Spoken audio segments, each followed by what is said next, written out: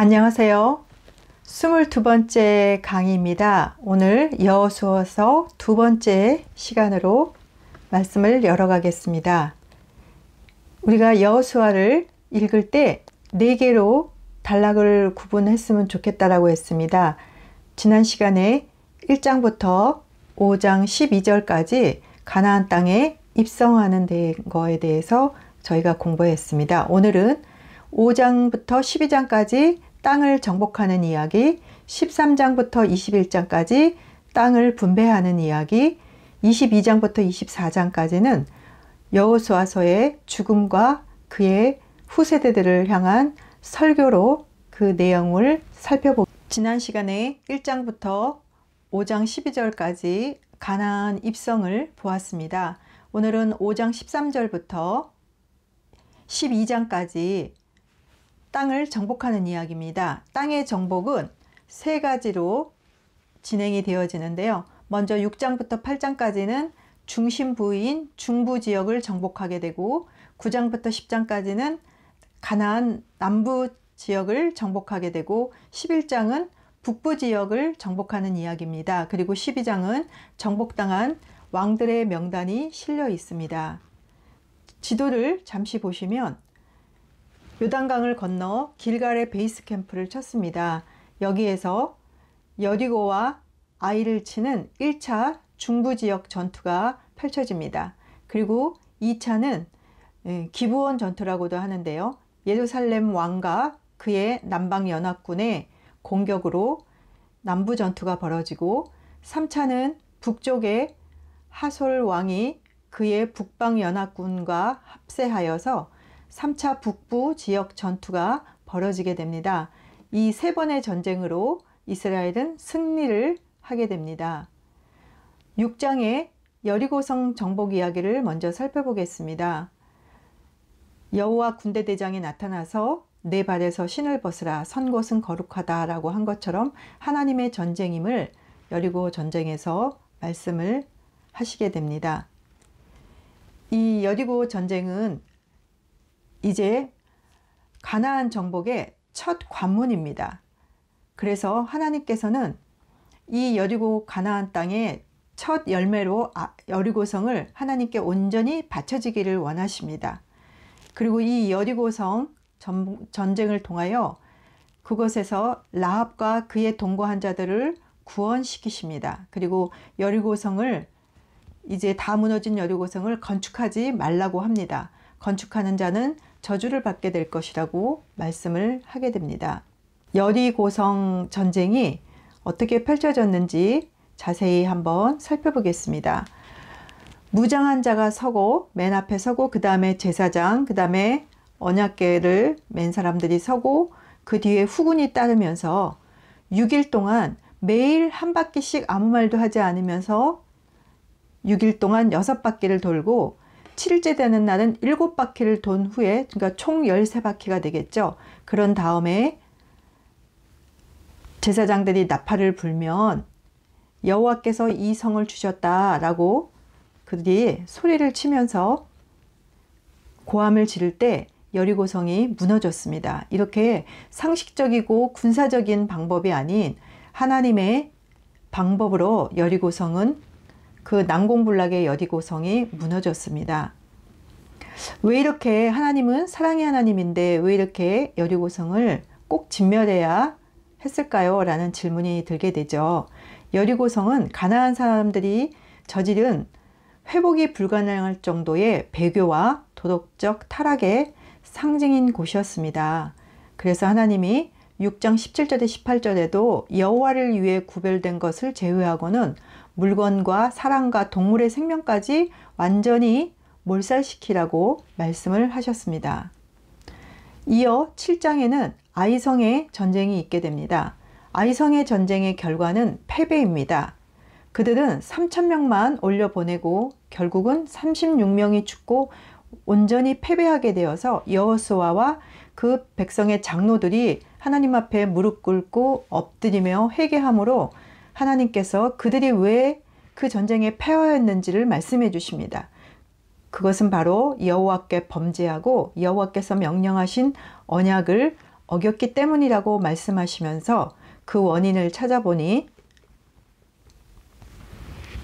바로 아간이 도둑질을 한 것이었습니다. 제비뽑기를 통하여 아간이 여호와께 드릴 예물을 감춘 것을 알게 되었습니다. 그래서 아간과 그의 가족들은 아골 골짜기에 돌에 맞아서 처형당하게 됩니다.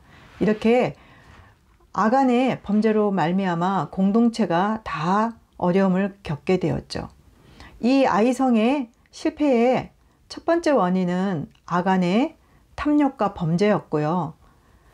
두 번째는 승리에 도취된 자들이 방심하여서 3,000명만 가도 이길 수 있겠지 하면서 그들이 방심했다는 것입니다. 하나님께서는 이 아간의 범죄에 대해서 철저히 응징하십니다. 새로운 공동체의 범죄로 말미암아 죄가 전염되는 것을 막기 위함입니다. 마치 사도행전의 아나니아 삽비라 사건과 비슷한 거죠. 하나님께서는 결국 은혜를 베푸셔서 하나님의 방법을 알려주셔서 아이성을 다시 제패할 수 있었습니다. 아이성을 승리로 이끈 후에 여호수아는 에발산에 단을 쌓고 하나님께 제사를 드리며 하나님께 감사의 예배를 올려드렸습니다.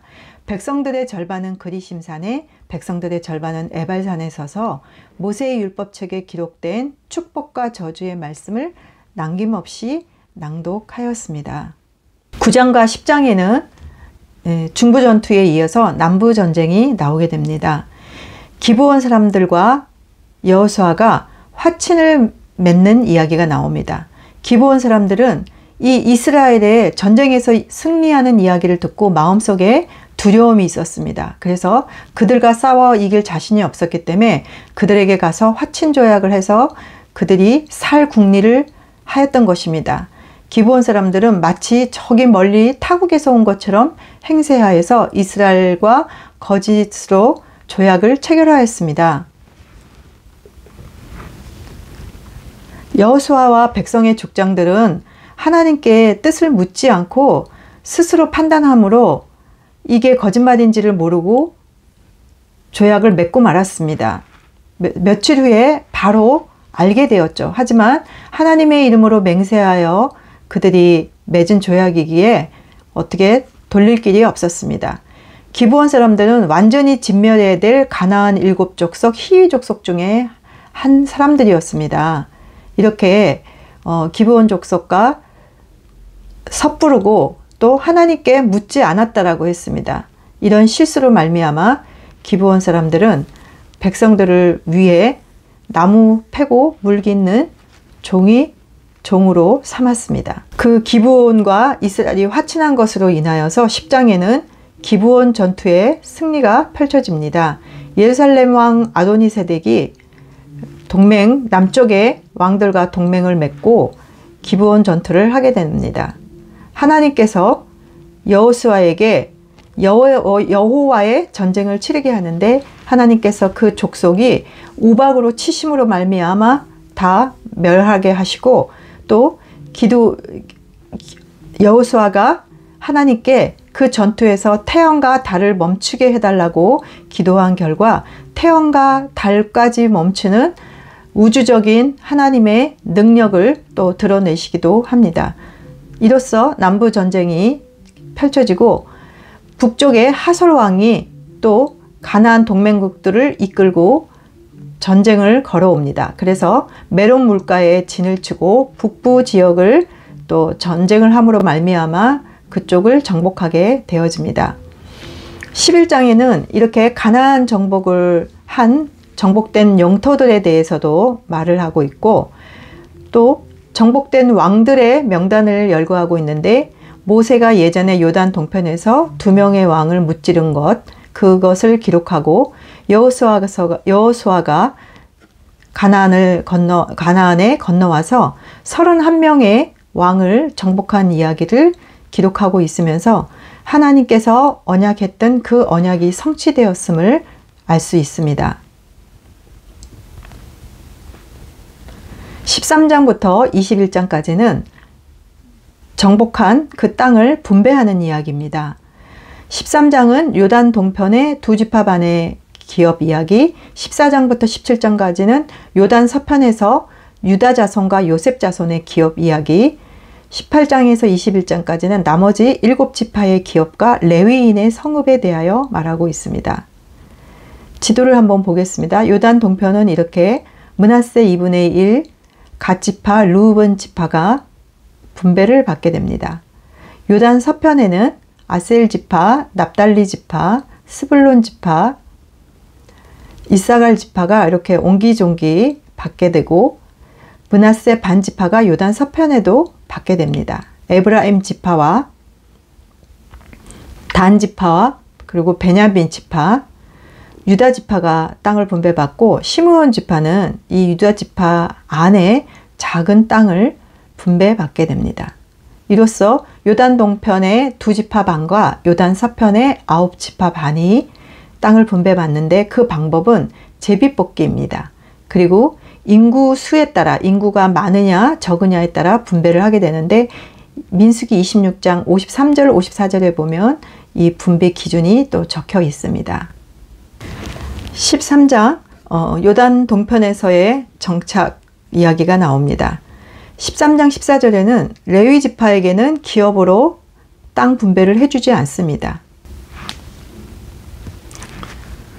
그들은 하나님께 드리는 제물로서의 기업이기 때문에 그들에게는 땅을 분배하지 않습니다. 요단 동편에 르우벤, 갓지파, 므낫세 반지파가 땅을 분배받게 되죠. 14장부터 17절 길갈에서의 땅 분배입니다. 제사장 엘르아살과 여호수아와 이스라엘 지파 족장들이 분배를 하게 됩니다. 지파의 경계를 정한 방법은 제비뽑기라고 했습니다.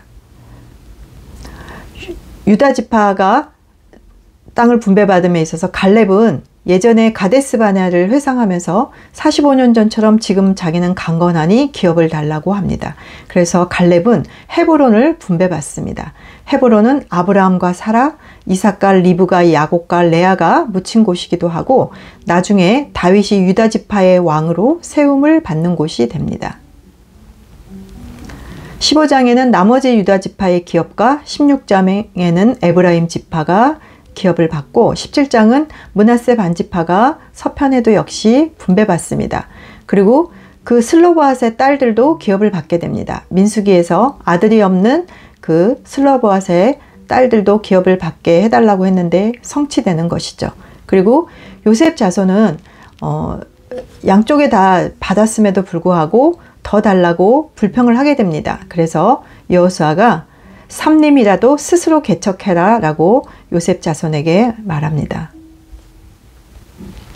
18장부터 19장에서는 이제 실로에서 땅을 분배합니다. 길갈에서 실로로 옮겨가게 됩니다. 그리고 여기에서 나머지 7지파에 대한 땅 분배가 잠시 지체됩니다. 그 이유는 남아있는 땅을 나머지 7지파가 분배받기 싫어했습니다. 그 이유는 유다와 요셉 지파가 좋은 땅을 차지하고 자기들이 볼 때 남은 땅은 좀 척박하고 좋지 않다라고 생각해서 불평하는 마음을 갖고 있었기 때문입니다. 이에 다시 새로운 방법으로 지파 경계를 정하게 됩니다. 각 지파에 3사람씩을 선정해서 그들로 하여금 7개로 나누어서 그 지파를 경계를 다시 정하여서 이제 땅을 분배하게 됩니다. 이렇게 길갈에서 실로로 옮겨가면서 실로에서 회막을 세운 이유는 이제 실로는 가나안의 중심부가 되고 이제 그 땅의 분배를 독려하고 하나님께 예배 드릴 수 있도록 하기 위해서였습니다. 18장은 베냐민 지파가 이어서 땅을 분배받고 19장엔 시므온 지파의 땅 분배받는 이야기가 나옵니다. 시므온 지파는 시딤에서 바알볼 사건으로 그때 많이 죽었다고 했죠. 그래서 시므온 지파는 숫자가 작아서 아까 본 것처럼 유다 지파 안에 작게 분배를 받게 됩니다. 이렇게 12지파가 단지파까지 다 분배를 한 이후에 19장에는 여호수아, 지도자 여호수아가 땅을 분배받는데 그는 에브라임 산지 딥낫세레의 땅 분배를 받게 됩니다. 지도자였지만 그렇게 크고 좋은 땅을 받지는 않습니다. 20장은 도피성에 관한 말씀이 나옵니다. 부지 중에 살인한 자를 도피하게 하여서 억울한 일을 당하게 하는 것을 막고자 함이 도피성의 목적이라고 했습니다. 요단 동편에 르우벤 지파에 있는 베셀과 갓 지파에 있는 길랏 아못, 므낫사 지파에 속한 골란을 도피성으로 정하고 요단 서편에서는 유다 지파가 있는 헤브론과 므낫사 지파가 있는 세겜, 그리고 납달리 지파가 있는 게데스를 6개의 도피성으로 지정을 하게 됩니다. 도피성은 예수님을 예표하는 것이기도 하죠. 21장은 레위 지파의 기업을 말하고 있습니다. 그들은 땅을 따로 분배받지 않는 대신에 12지파에 골고루 나누어진 48개의 성읍을 분배받아서 그들은 12지파 사이에 흩어져서 그들을 말씀으로 예배로 잘 인도하는 역할을 하라고 하나님께서 그렇게 말씀하셔서 그들은 48개 중에 6개가 도피성이었으니까 42개의 성읍과 합하여 48개의 성읍을 분배받았습니다. 아론 자손과 게르손 자손과 므라디 자손이 어느 지역을 분배받았는지 제가 이렇게 요약을 좀 했습니다. 참고해 주세요. 22장은 옛 제단을 쌓음으로 오해가 있었습니다. 요단 동편의 지파들은 이제 서편에 가서 같이 형제들과 가나안 정복을 전쟁을 하고 난 이후 자기들이 분배받은 동편으로 돌아왔습니다.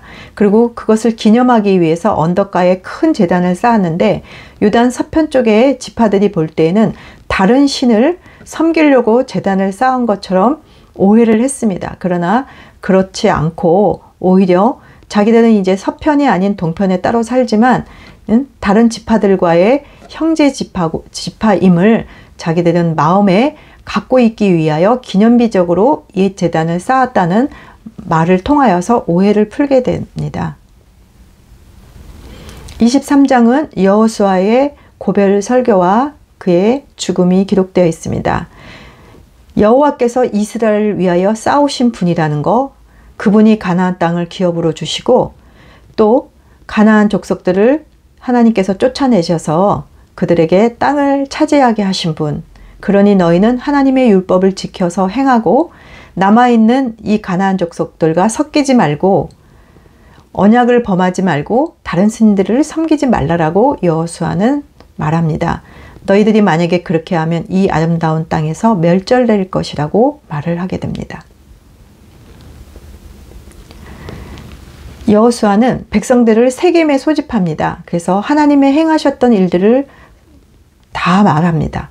홍해를 가르신 사건, 발락이 발람을 불러 저주하려고 했던 사건, 가나안 정복하게 하신 일들, 그리고 땅에 심지도 않은 포도원과 감람원의 과실을 먹게 하신 그분을 섬겨라 라고 말을 합니다. 그리고 오늘날 너와 내 집은 오직 여호와만 섬기겠느냐 라는 말에 백성들이 약속을 하자 여호수아는 돌을 세워서 백성들이 약속한 것을 증거로 삼습니다. 그리고 여호수아는 110세에 딥낫세레에 장사되어집니다. 성경은 24장 마지막 절에 여호수아가 사는 날 동안 또한 이스라엘을 위하여 행하신 모든 일을 아는 자들이 사는 날 동안 여호와를 섬겼더라 라는 의미심장한 말씀이 기록되어 있습니다. 이스라엘 백성들은 하나님의 은혜로 하나님께서 허락하신 가나안 땅에서 하나님의 백성답게 하나님과 언약을 지키며 잘 살아가야 하는 모습을 기대하고 있는데 과연 그럴까요? 이제 우리가 다음 시간에 보게 될 사사기에서 그 백성들의 삶의 모습이 나타나게 되어집니다. 이스라엘의 미래는 어떨까요?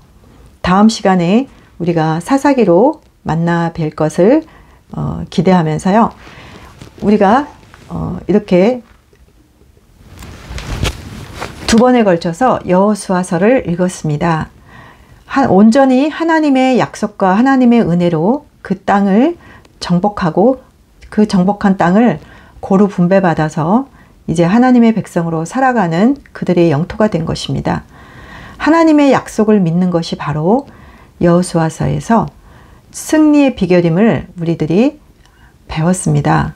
우리의 인생도 마찬가지겠죠. 하나님의 약속을 믿고 사는 것이 우리가 복된 인생을 살아갈 수 있는 승리의 비결일 것입니다. 여호수아서는 이렇게 바로 하나님이 약속하신 성취의 책입니다. 다음 시간에 사사기로 여러분을 찾아뵙겠습니다. 감사합니다.